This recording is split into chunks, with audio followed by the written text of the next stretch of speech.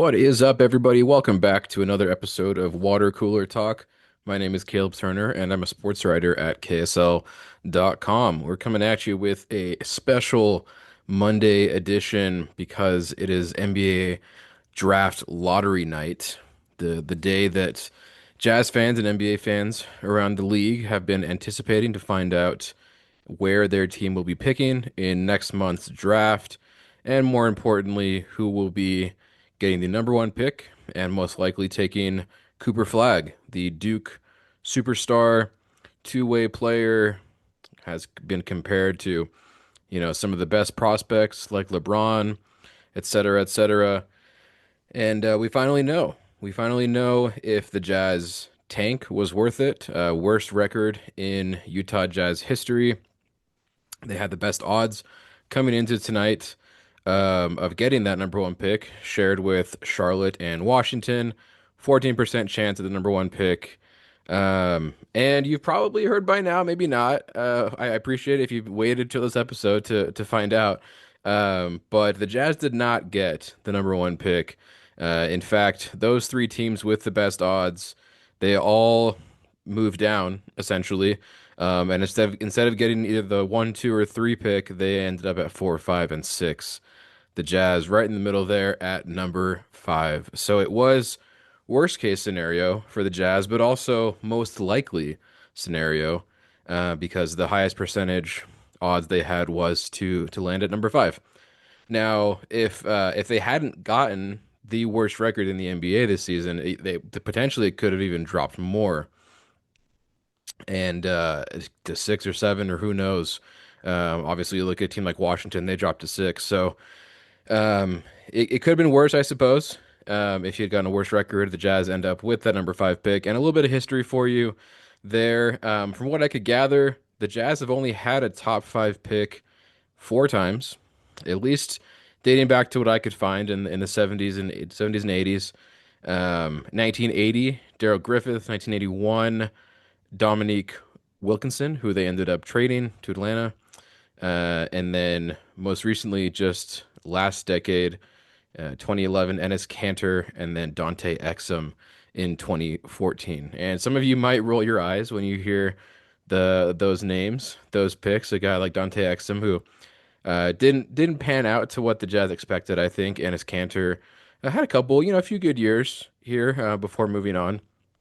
But I'll remind you that both of those players went on to have, solid careers on other teams that weren't the Jazz. Dante Exum, most recently, a resurgence with the Dallas Mavericks, who ended up getting the number one pick. They moved up several spots. I think it was like 10 spots or something, like a 1% chance at the number one pick. And of course, the Dallas Mavericks, after trading away Luka Doncic, get Cooper Flagg. Another great player. And you just hope, I guess, if you're a Dallas fan, that their GM Nico Harrison doesn't mess it up again somehow. Doesn't trade away that number one pick. It's not often that a number one pick gets traded, so I would think it's pretty safe. But it's also not very often that a superstar of Luka Doncic's caliber gets traded. So never say never with Nico, I suppose.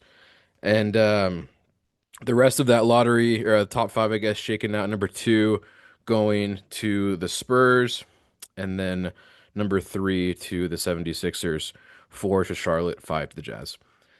So Spurs move up six spots, Mavericks move up 10 spots, Sixers move up two spots, Charlotte goes down one, and the Jazz, technically dropping four spots after having the worst record in the NBA. And that's just kind of, that's the way that the NBA has set up the draft order, the draft odds over the last several years. It's not like the NFL where if you have the worst record, you're guaranteed the number one pick. They, in an effort to discourage tanking, ironically, implemented this lottery where supposedly it kind of evens out the odds and makes it more fair, quote unquote. And it doesn't give the losing teams as much of an advantage. However, it's kind of seemed to backfire in a lot of ways. You still have teams tanking, and possibly even more teams because of those flattened odds. They're like, hey, even if I'm, the fourth or fifth worst team, I'll still have a 10% chance at the number one pick, which isn't that much less than 14%. So, kind of a mixed bag there. And so if you're a Jazz fan, obviously you would love if they went to the NFL model where Jazz got the worst record and they were guaranteed Cooper Flag. Maybe in another life or in another few years that may happen, but not this year. So that's the way the dice fall for the Utah Jazz is at number five. And you might be asking, who might they take at number five if Cooper Flag's not available? A lot of those names outside of the top two or three, maybe not as familiar to a lot of people, especially with a month to go until the draft. A couple different projections here and there. A few I'll throw out. Texas guard Trey Johnson, who's known as a scorer, a three-point shooter. Maybe not as much defense, but definitely a great scorer, great shooter. You've got another great shooter in Con Knipple from Duke, Cooper Flagg's teammate. So if you want to get a little bit of that magic rubbed off from Cooper Flagg onto another Duke player, you could go for Con, who is kind of a if you're familiar with Luke Kennard, another Duke graduate, similar kind of archetype, three-point shooter, a little bigger, can do a couple of different things. And then after that, it kind of becomes a mixed bag. That the 6 through 8, 9, 10 range is a little dicey. But you've got a point guard in there, Jeremiah Fears from Oklahoma, another Duke player, a center, Kaman Malawak. And then another center, Derek Queen from Maryland, and a couple other guys. The interesting one is, if this draft or this lottery had taken place a few months ago, the guy that we talked about a lot on this podcast, Yegor Demon from BYU, might have been in that conversation for a top five pick. He has, unfortunately or fortunately, depending on how you look at it, he's dropped in most projections into the teens. So looking at kind of the 12, 13, 14, 15. The one I'm looking at right now, it does have him at 16. So he's dropped quite a bit. And if he comes in and works out for the Jazz and they really like him, would they, quote unquote, reach for Yegor Demon? Would they pick him up at five, even though, most teams wouldn't take him until 10 picks later?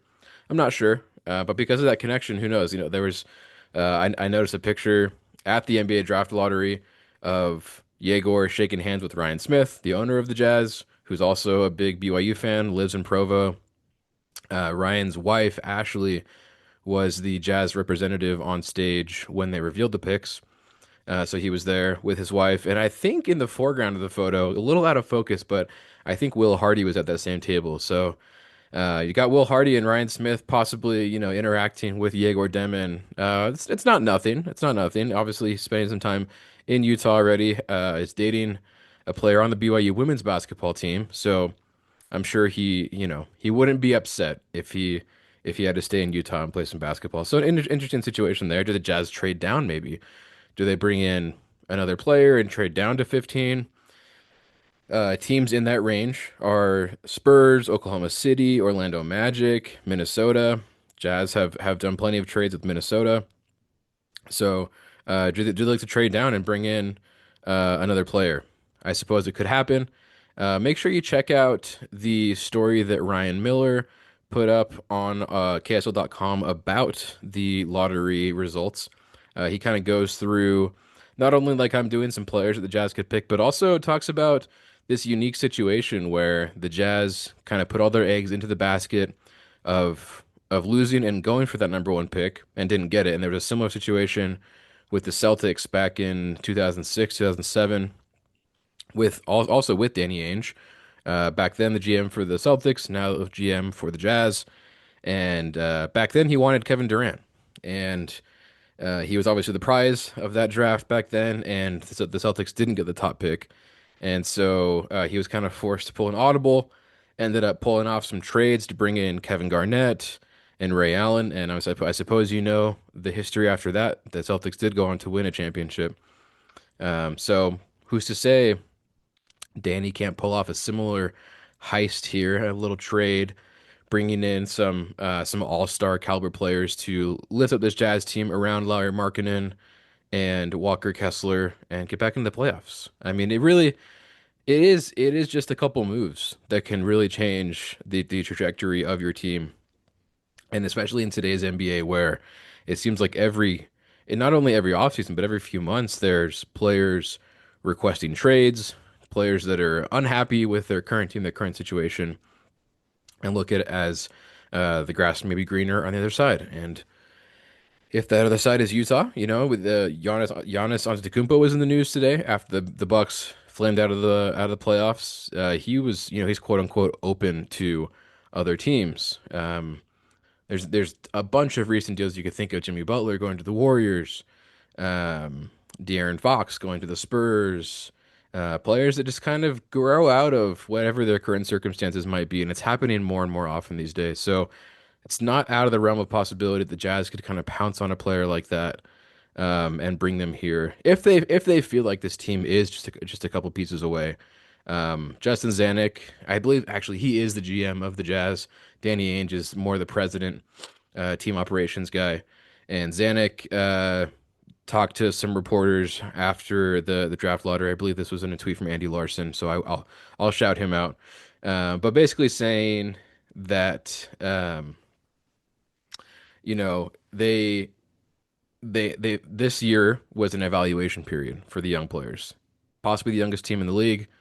You've tons of rookies, three draft picks this last year. They took this season, albeit not great results wise. They got a chance to look at those players. Got a chance to look at Keontae George, Kyle Filipowski, Isaiah Collier. You go on down the line. One player that they didn't get a chance to look at though is Taylor Hendricks, who had that really gruesome injury super early in the season. So, if Zanuck and the Jazz decide we've looked at several of these players, we know which ones are going to help us compete and these ones won't. If we don't have enough to compete right now, then maybe I know it's sad for Jazz fans to think about it, but maybe it's another year of evaluation, another year of losing more games to get into a decent spot in next year's draft as well, because it's a pretty solid draft in 2026 as well. Once again, a BYU guy in there, AJ DeBansa. So there's some common themes here that are really interesting. And once we get closer to this draft, and if things start to shake up with or fall into place rather with a guy like Igor Demin, if it does look like the Jazz are punting for next year, and if Lowry Markkanen does end up getting moved, or whatever it may be, Jordan Clarkson gets traded, and it looks like this team's not really trying to win again. That may be a hint that all right, we're going all in on development, bringing in these young guys, bringing in Igor Daman, bringing in AJ DeBonsa next year. If the dice rolls the other way and the Jazz, luck into that 14% chance and get AJ, then they could be right back in it with a all-star level player. So, an eventful night, I suppose, for the Jazz, a very pivotal moment with we've been waiting for this moment because it's when everything gets decided. You see if things were worth it, and you see a bigger piece, a bigger picture of what these next few months might look like, and some calls for it being rigged. Who knows? Obviously there's money and power that goes on behind a lot of things, but everything I've been able to gather is that it was only a 14% chance, and sometimes you get lucky and other times you don't. And the probability played into this, the odds were against the Jazz, as however hard as that may be to swallow or to believe for fans. The 84% chance that they didn't get the number one pick overwhelmed that 86%, I guess, 14% chance that they would. So that's about it for that event. Like I mentioned, we've got another month or so. June 20th, around there, is usually when the NBA draft is. So we've got some time to evaluate these players, possibly see some trades happen, and see where the Jazz might go with this knowledge now that they have the number five pick. And it's not their only pick, I'll add. The Jazz also do have another first round pick at number 21, so they could package some things. They could take a couple of swings at different players. It worked last year with Isaiah Collier and Kyle Filipowski not being, they weren't even the top pick. Cody Williams was, and I think the picks that were taken after him looked even better. So who's to say what'll happen at that 21st pick as well? As far as other results, non-Jazz, non-basketball things going on around the state of Utah, soccer, as I mentioned, still in full swing. Both our teams, the RSL and the Royals, still mired in a bit of mediocrity. Royals have not scored a goal in the run of play, which means a non-penalty goal in 6 games. One goal in the last 6 games, and that one goal was a penalty. So maybe that's a better way of saying it. So they lost again on the road in LA. There was a tough situation that happened there. A player, Savvy King, on Angel City, collapsed during that match, and it was delayed for 10 minutes as they brought on medical personnel. And there was a bit of controversy with whether or not that game should have continued. Royals head coach Jimmy Coonrad saying that he questioned it and wondered, he probably thought it shouldn't have, with the emotional state of players after seeing a player go down like that and seeing a cart have to come in, oxygen mask on a player. It can rattle them, and I think he mentioned a few of them were scared, and you don't want to have to play scared is what he said. And so, interesting situation there. We did get an update from Angel City that Savvy King was responsive, and she's undergoing some tests. Seems to be okay, but trying to find kind of the root of whatever happened to her during what they called a medical event. So, um, sounds like she's okay, but continued thoughts and prayers with her as well. And then on the RSL side, ended up with a 1-1 tie in Dallas, or Frisco rather, in the Dallas-Fort Worth area. FC Dallas, RSL scored first. Nice Diego Luna goal.